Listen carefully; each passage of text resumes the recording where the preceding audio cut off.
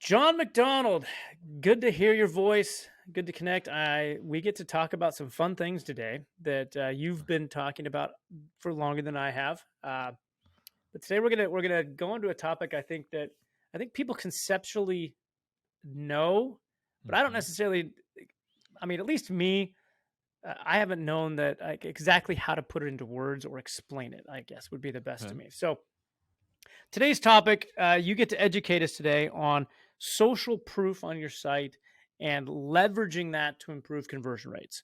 So, how does the different types of social proof and what it does? Now, we're all social creatures. My friends tell me they like something, I probably go buy it, or I'm jealous enough that I have to buy it. But people telling me things are good helps. Mhm. I don't like making mistakes. I think most people are in that boat. So I think that's where social proof helps a lot. Uh, But I'm always curious about the actual data, which I'm sure you probably have a decent amount of that Mm. stored up in the back of your head to get out to us. So let's dig into the details of this. Like, kind of like, how do you define social proof? Because your definition of that may be different than mine.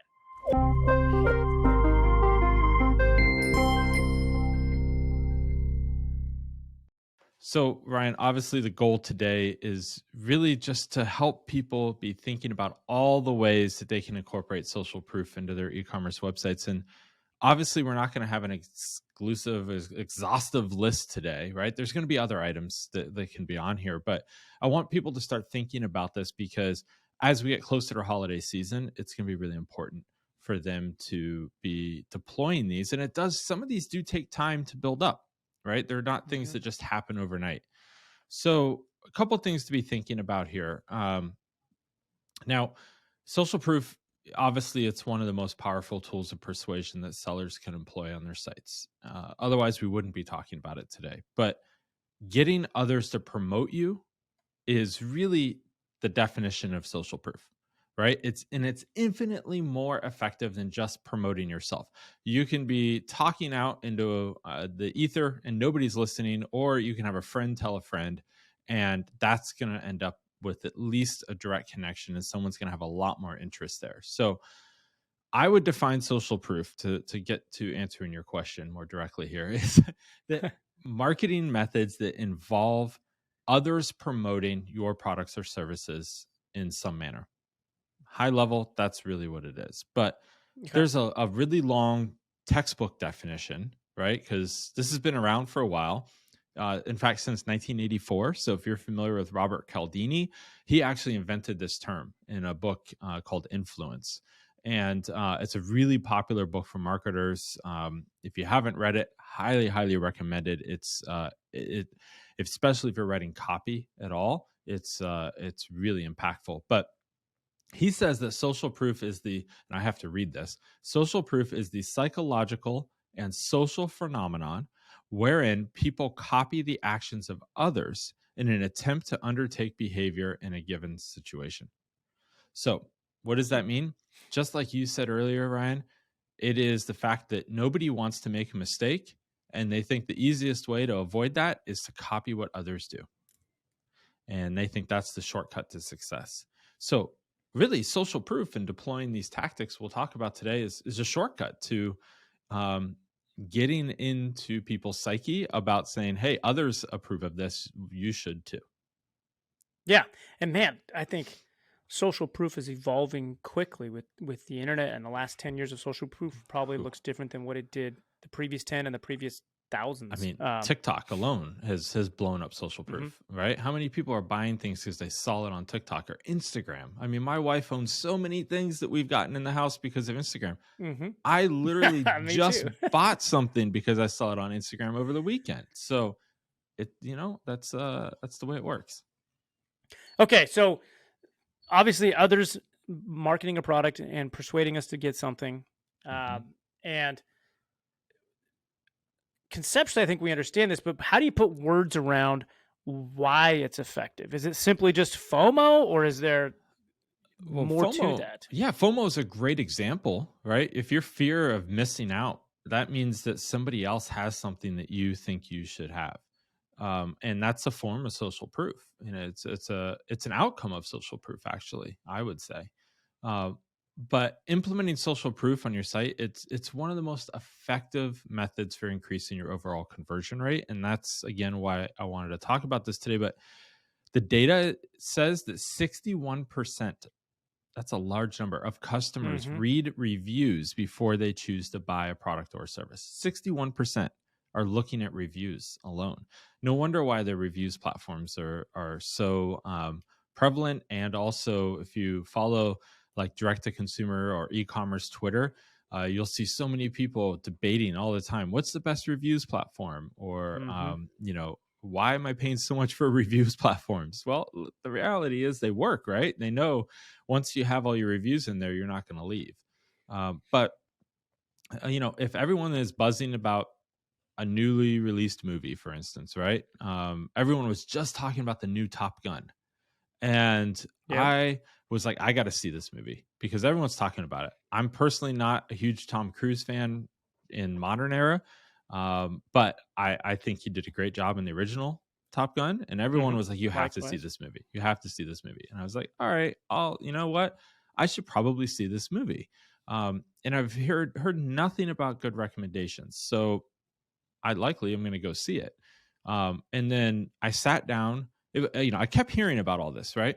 I sat down on an airplane to fly home from New York a couple weeks ago, and on the airplane was Top Gun, and I'm like sitting there. I'm like, man, I keep hearing. I really want to watch this, but do I want to watch it on like a 5-inch screen? Like everyone says it's that good. Do I want to No. waste it on this? Right? So, I mean, this is social proof at work, right? I'm having Uh-huh. all of these thoughts about this movie that and I'm in a captive audience and I still don't want to ruin it because I think it's going to be so good. Spoiler alert, I did watch it because it's a 6-hour flight and I was bored. And it was a very good movie. You should go see it. Social proof at work. On the other hand, if reviews are really bad and my friends tell me the movie was a waste of time, I'm not going to go see it. Right. So I think that's a really good example of why it's effective. Yeah, and what on my side of the fence, the traffic driving, once you get those review stars, your traffic increases because it's the trust before they even get to the site to improve Yeah. the conversion rate. It's like if you don't have it to get the traffic, it's difficult to convert Hmm. it. So it review stars or that what we talked about review platforms does Hmm. work, I think, on both sides of the equation. Yeah, and you can even get those listed next to your products on Google, right? And Hmm. I think that's really, if you get verifiable reviews, Google, there are ways to have Google list that in your search engine result pages for your particular Yep. products. Click through rate Um, goes up 15% just for having them. there you Same go. before after.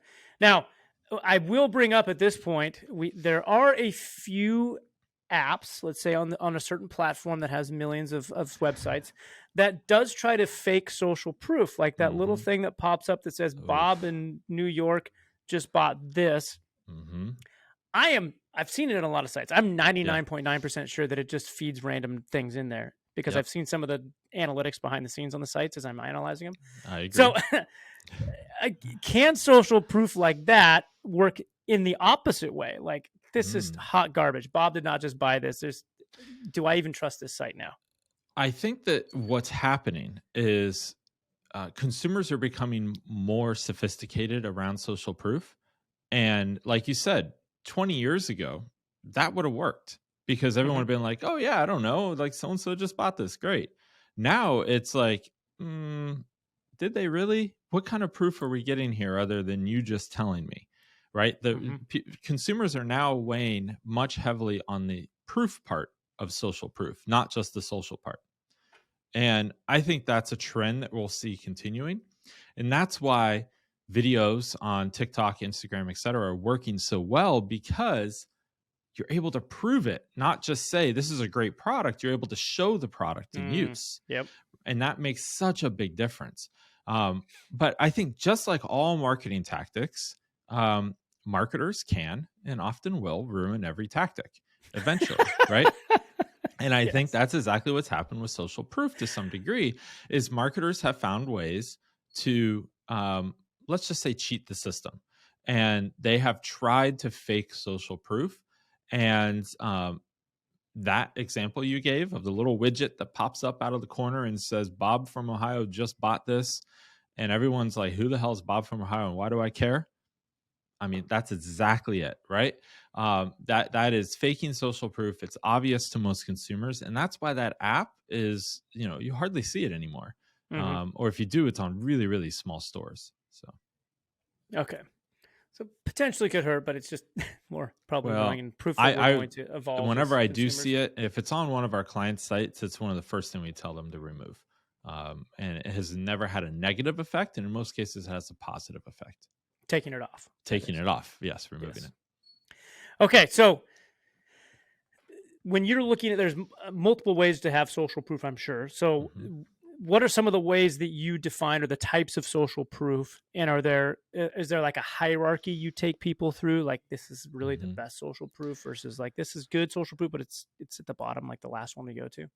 Um, that's a great question. I've never actually sat down and really thought there's a hierarchy to this. I think that if there's a way that I'm going to deploy this as an e-commerce site manager, it's going to be what's the easiest ones to deploy first, and then the hard part is not deploying these tactics. The hard part is getting people to participate. Right. So you think about reviews. Let's just start with reviews from purchasers, right? One of the most impactful, right? I just said that 61% of people read a review before they make a purchase. Hmm. With that in mind, um, the hard part is collecting those reviews, getting people to say, I just gave you money. Now you want me to also spend my 10 minutes or 5 minutes to write your review, right? And most people aren't going to do that. Hmm. Now, there are a ton of tactics for how you can get people to do this, and the better review platforms help you through that, right? Follow up emails, collecting feedback right after the cart and confirmation pages, etc. But the reality is most of these you're going to have to go out and get, right? You are going to have to continue to contact people. And, as a small store, I would even call my customers or email them directly and ask for feedback and say, hey, you know what? Could you give us some feedback? Here's a link to leave it, right? Hmm. And negative, positive, it doesn't matter. Reviews are reviews. And I would say you don't want thousands of 1-star reviews. But say somebody gives you a 3-star review and they say, hey, you know what? The box was crushed when it arrived. Really what you need to do is just reply to that. It's an opportunity that other consumers are going to see. And you can say, hey, I'm really sorry that happened. Sometimes shipping providers aren't careful with the packages. If your product was damaged, here's an email address you can email. We'll get you a new one out right away.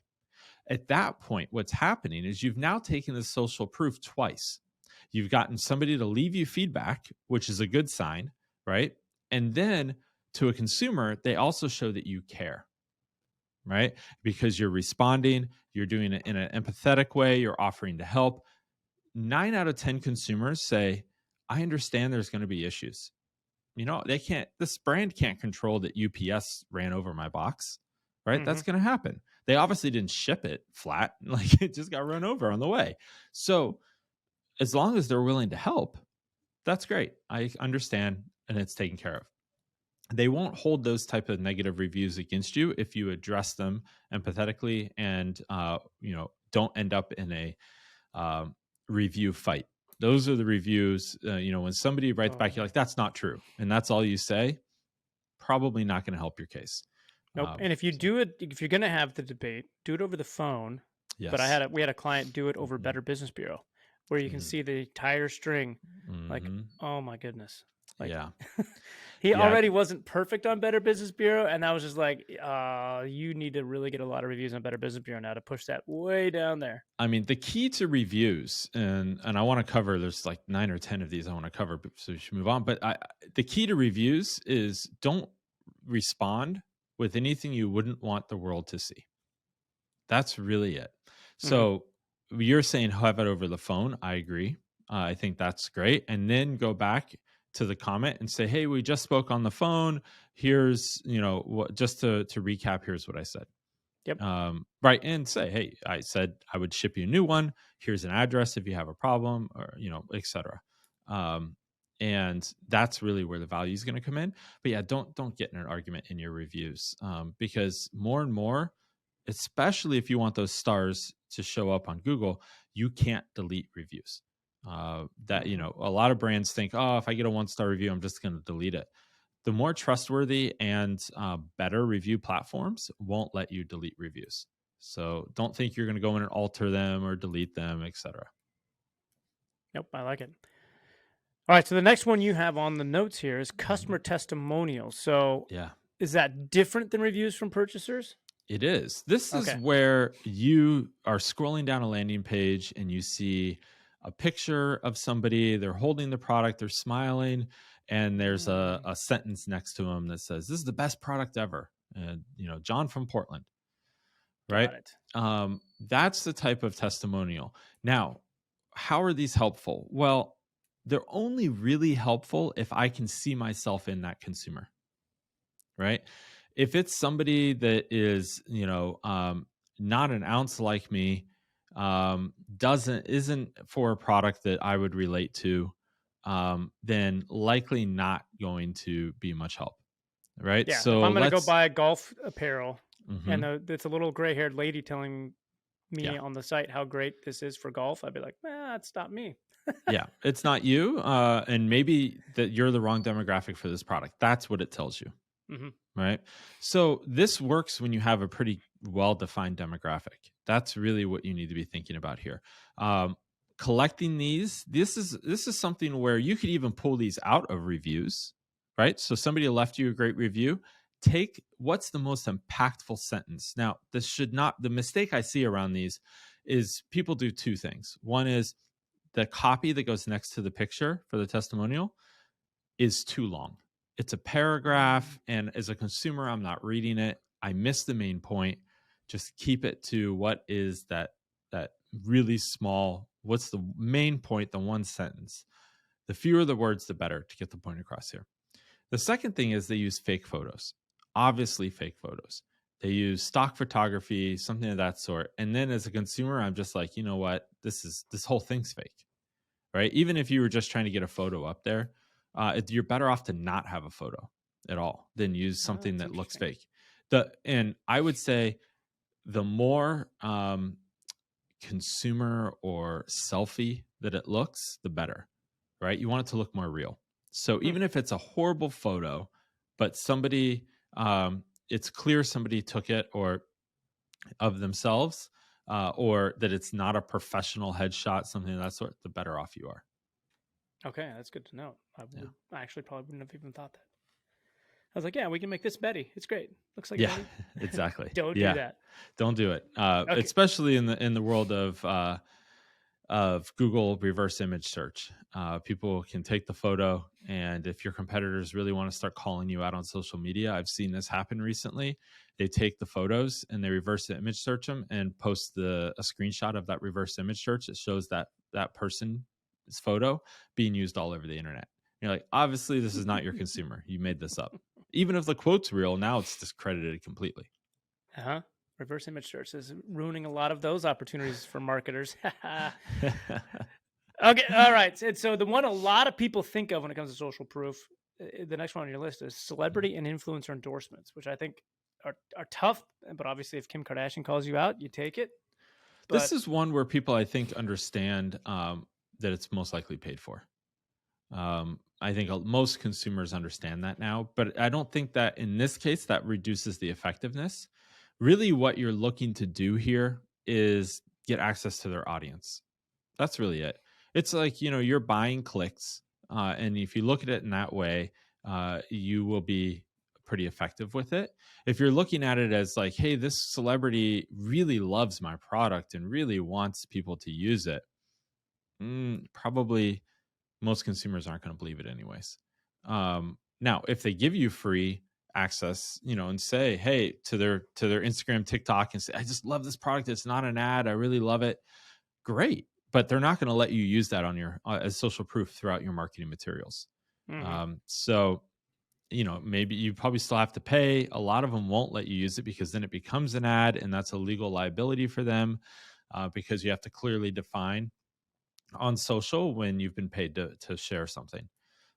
So usually they're not going to let you do that.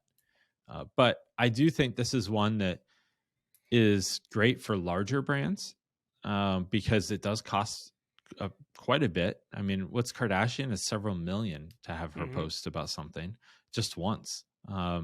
So you know, take it, leave it or take it. It's not really something that I have a lot of experience with, but there are agencies out there that focus exclusively on this, connecting you with the right influencers.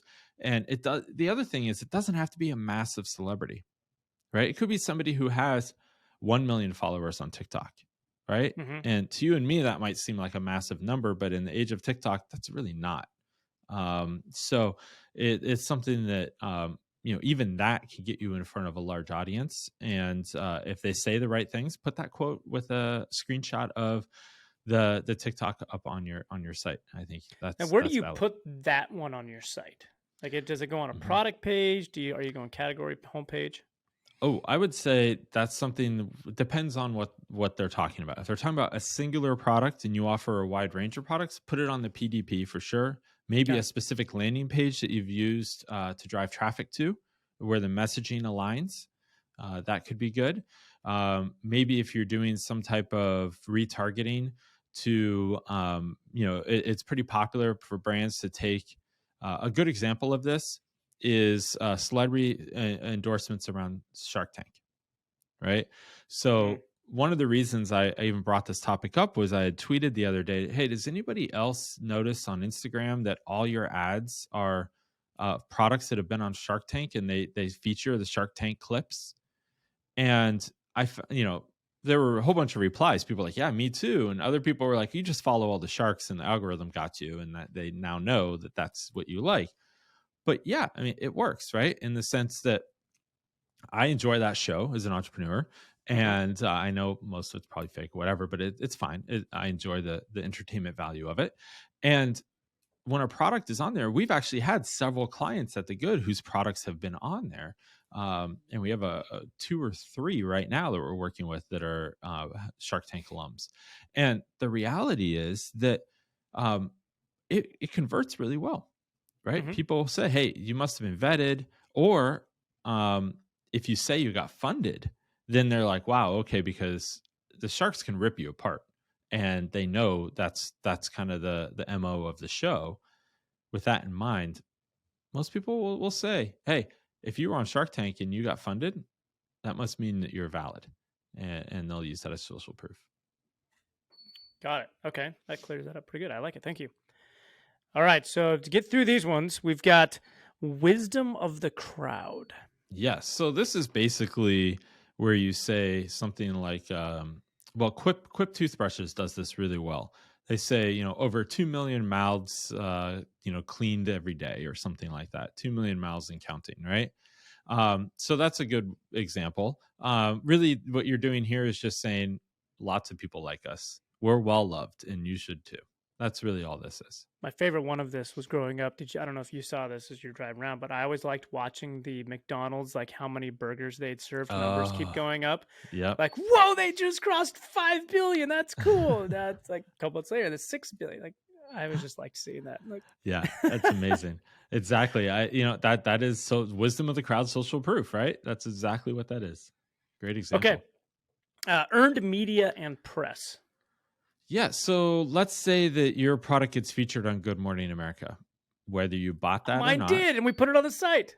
Hey, I'm there you following go. John's rules. Good job, Ryan. Oh, Woohoo. well to go, Ryan. Virtual high five on that. This is exactly it, right? Where Oprah is a huge one for this, right? People used to have that all the time when she was doing her show every day. There's a lot of media that you can buy, and it can act as an endorsement. And a lot of those, when you buy that media placement, um, most of the time, if you're just buying an ad in a newspaper or magazine, they'll specifically say in the terms that you can't use their logo, and because they don't want to act like it was an endorsement. A lot of brands will still do that, and I think that's where, if you're going to do earned media, and this is why I say earned media, if you're going to do earned media, what you really need to be thinking about here is including a quote from that earned media. Hmm. Now, if it's video, even better. Good Morning America, show the clip, right? One of my buddies, he runs a company called CrossNet. It's a Foursquare meets volleyball product, and it was on Good Morning America, and they actually played it for like 10 seconds, and he's got that clip. And it's a cool clip. It's Mm-hmm. like, hey, here's the hosts of Good Morning America playing, horribly, but they're having fun playing, smiling, right? That's great. It shows that it was actually on there. Most consumers, I don't know, maybe they don't know you pay to be on there. Maybe they're just like, oh, Good Morning America found this product and thought it was awesome. But 99.9% of those products have some type of agreement for when they were on there. But again, this is something where don't just show the logo. Instead, show a logo and some proof, like a quote of something they said about you, the video, etc. I like it. Okay. DJ, if you listen to us, we are now following your lead. John's next point, certifications and trust badges. Yeah. Not everybody thinks of these when it comes to social proof, but let us know. What do you think? Well, I mean, I think statistics show that trust logos actually increase the trustworthiness of a brand in about 3/4 of respondents. So think about it this way. Still, like that's a recent stat, or is it changed? Like that stat the is little within the lock last 2 thing years. on my? Oh, okay, well, that's good. I like it. And here's the thing, Ryan.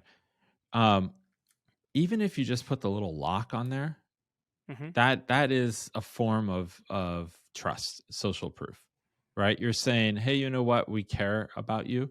Even if it's not a brand, like Norton or any of those, and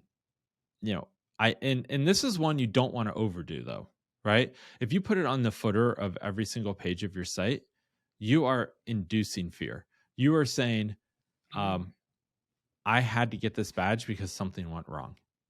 And that is what consumers are going to take it as. They're not going to look at it and say, oh, yeah, okay, I get it. They're trying to be safe. They're going to say, what the heck happened on this site that I had to go out and get a badge? So put this where people are giving you sensitive information to tell them it's going to be kept securely. So where is that checkout is really the only place you need these badges. Got it. Because if I'm just browsing a site, I know that whatever. Yeah, I mean, you're not giving me anything, right? So why should you be worried about it? Got it. Okay, a couple more left. User-generated content. Yes, UGC. Explain that to me. Yes, well, it's a very popular term. It is, and again, this is basically the celebrity and influencer endorsements, but down to a common level. What do I mean by that? Maybe I have 5,000 followers on TikTok and I sign up on one of these sites to be able to do these. You send me a free product and I review it on TikTok, right? Pretty simple. And there are massive agencies that do nothing but connect you with these people. There are ones who focus, as I mentioned earlier, on celebrities, and there are ones who also will help you just find, a more broader swath of people who aren't typically called celebrities. But this is where you see brands sending out product all the time. And often it has a note. I mean, even the light I'm using right now, shout out to Loom Cube, sent me a light because they saw me at a conference, a virtual conference that I presented at. And they said, hey, the lighting looked good, but we want you to try out our products. And they sent me a light. And I was like, awesome, great, thanks. I use it every day now. And, I've never posted about it because I'm not one, if you go to my Instagram page, it's like I like 6 posts. But I guess I just gave him a shout out. So that's social proof, right? Yeah. So maybe they can take this clip and make it generated content. Like a YouTube is full of organic versions of this, that if you are out there, you're probably getting user generated content without actually trying. Oh, if you're on social, 100% you've gotten it. Yeah. And so just being able to reach out and ask to be like, hey, you posted about this. You mind if we repost this on our social? Or, hey, do you mind if we put that quote on our website? Yep. Yeah, that's exactly it. Yep. And another one of the next one is one that we've grown up with. Is, everybody talks about the dentists, but expert approval. So how many CRO agency owners out of how many agree with this? No. Yeah, that's exactly it. I'd say 10 out of 10 CRO professionals say that expert approval helps. The reality is that saying things like doctor recommended, dermatologist recommended, dentist recommended, right? And it's also one of those things, and this is where marketers can ruin things. In TV commercials, they often show people in like white lab coats, Hmm. right? And they're supposed to be like a medical professional, and it has really tiny text down at the bottom that says, this is an actor portrayal, not a medical professional. I mean, the reality is they're trying to play on that expert approval angle here. So I would say the first thing you need to do is be thinking larger than just medical. This could be you offer climbing gear and you go out and you find who's the most well-known climbers right? Maybe it's Alex Honnold, the guy from Free Solo, Hmm. right? Big personality now, all over the place. You can get him to sponsor, right? That also kind of crosses over to the celebrity angle. But the reality here is there's somebody that is known for the niche that you want to market to. So who has that audience? Who has those eyes and ears? Those are the people that you want to be your experts to talk about you, and that is what really helps. And that stamp of approval just it can carry a lot of weight. So it's something to really, I think, should be lower on the list, maybe, because most experts aren't going to just endorse your product without having some use of it or having Hmm. some positive experiences with their peers or clients. But it is something that you should have on the list. Hmm. Yeah, and I think depending on what your product is or your vertical, it could be even difficult getting the right expert. Hmm. Like you might think you have got Bob at our climbing gym is the best climber at our climbing Yeah. gym, but Bob endorsing on the site could be like, all right, that can't be your expert. Like, oh, Hmm. Bob's amazing. Look at this. That's got to be like, Yep. testimonial instead Yeah. of expert. And if you so understanding where these should go and how because it impacts how you use them is Hmm. important as well. Yeah. Very fair. Um, and the last one, uh, again, client logos can be a difficult one as well. Like Mm. it's not just client, put them on there. Yeah. I mean that can also work against you. But I'll speak to the how I've seen it wrong. But what if Hmm. how do you see this used best? Well, maybe selfishly, but at the good, we use this all the time. We take client names and result percentages. Now, we don't talk about private information, right? We're Hmm. not saying we gain them X amount of dollars or we increase their conversion rate by this specific number or whatever. We always say things like percentage revenue gains, etc. So we show some numbers that are impressive but aren't very specific, Hmm. or aren't going to give away private information, if that makes sense. Uh, and so I think showing client logos is borrowing trust from those brands. So some brands don't like it. Hmm. For instance, we've worked with Nike over the years, but Nike has explicitly said we're not allowed to write any case studies about what we do with them. Adobe is the same way. Adobe will not let us write and say anything about what we did with them. Getting them to give us a quote from one of their team members we worked with had to go through like 3 or 4 legal levels just to be able to do it. So the bigger the entity, the more of a pain in the butt it might be. And Hmm. even if it's a smaller one, you should always ask first. The last thing you want to do is upset a client, but um, you are by putting their logo on there, borrowing from their brand trust. That's essentially what's happening here. So and if it's a client that other potential clients would aspire to or look up to, all the better. But again, that's going to typically be a bigger brand. Typically, they're going to be a little harder to work with on this. Hmm. Yeah, I've seen just over the years in working like ecom agencies, brands, everything. It's always nice to get one of those big clients. Be like, God, we made it. Yeah. Like when you first got Nike. I mean, that's exciting. Like Yep. that's a big deal, Hmm. especially here in Portland, but even globally. Yeah. Um, but I've seen it go the wrong way. Like a good example recently was a a client of both of ours happened to be talking to a company that he was thinking about bringing into his marketing stack, Mm-hmm. and he was asking me for feedback. And so I was like, okay, well, let me look at this. And we went to the site together we were on a Zoom, I think, because we were screen sharing. I'm like, wait, this company I can tell is small, and you're Mm-hmm. telling me one of their logos was Red Bull, and it really stood out from everything else. Yeah. They were only doing this one thing. I'm like, if they did this for Red Bull, that's massive. Right. I mean, if they've done that, I would wholeheartedly endorse them for what you were Mm-hmm. looking for them to do, because the rest of the stuff kind of like, I don't know about this. So he's Yeah. like, okay, well, he gets on a call. He's like, so you guys did this for Red Bull? Like, oh, well, no. There was a regional event that Red Bull needed us to do this really small thing that, I mean, Mm-hmm. it was like maybe a $500 thing. Yeah. And then they put Red Bull on the site, and they didn't get the deal because it was like, that was like, you guys know, if Yeah. you overreached there by just saying you did that. So it's causing some trust issues in the wrong direction.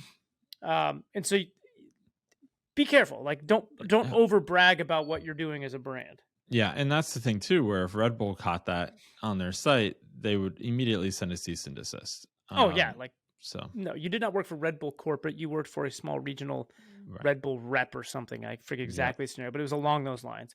Yeah. But also too, like, I've seen struggles with logical position to a degree, because we have such a breadth of clientele Mm-hmm. that if we're using the logos on the wrong pages, it can work against us, because some companies will come in and say, oh, you've worked with those massive brands. Like, that's not you're us. not us. Mm-hmm. And then if you have just small brands, we're talking to big brands, like, can you really Yeah. handle what we're talking about here? Yep. And But so all of those are the psychological plays that go Mhm. back into social proof, right? And this is why all of these need to be taken into consideration and looked at as a whole. Because I bet if they got somebody from Red Bull to give a quote from them and say, hey, these guys did this project and it was great, that your friend probably wouldn't have even batted an eye or asked about much about it, right? it would I have mean, sold itself right, at that point. exactly. But of course, Red Bull's not giving a quote in that instance because it wasn't fully legitimate. But Mhm. that's where I'm saying all of these things, all these factors, right? You look at these different types of social proof we've talked about.